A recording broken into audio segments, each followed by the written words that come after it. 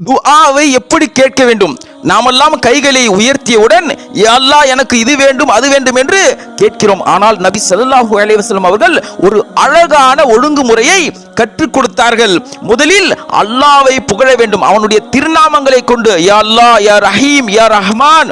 அடுத்ததாக அல்லாஹ்வுடைய தூதர் நபி ஸல்லல்லாஹு அலைஹி வஸல்லம் அவர்கள் மீது ஸலவாத் சொல்லி அதற்கு அடுத்ததாக உலக மறுமை தேவைகளை கேட்க வேண்டும். இதற்கு ஆதாரம் அராஃபுடைய 180வது வசனமும் நபி ஸல்லல்லாஹு அலைஹி வஸல்லம் அவர்கள் கூறிய சுனன் அபூதாவூதுடைய 1481வது செய்தியும் தீர்மிதியுடைய 3477வது செய்தியும் ஒரு மிகப்பெரிய ஒரு ஆதாரம். முதலில் அல்லாஹ்வை நாம் அவனுடைய திருநாமங்களை கொண்டு புகழ வேண்டும். அதற்கு அடுத்ததாக நபி ஸல்லல்லாஹு அலைஹி வஸல்லம் அவர்கள் மீது ஸலவாத் சொல்லி அதற்கு அடுத்ததாக நாம் துஆவை கேட்க வேண்டும். இந்த துஆவிற்கு பலம் அதிகம். இந்த துஆவை இப்படிப்பட்ட துஆ செய்பவர்களை அல்லாஹ் உடனடியாக கபூல் செய்வான். அல்லாஹ் சுப்ஹானஹு வ தஆலா நேசிக்கிறான். அஸ்ஸலாமு அலைக்கும் வரஹ்மத்துல்லாஹி வபரகாத்துஹு.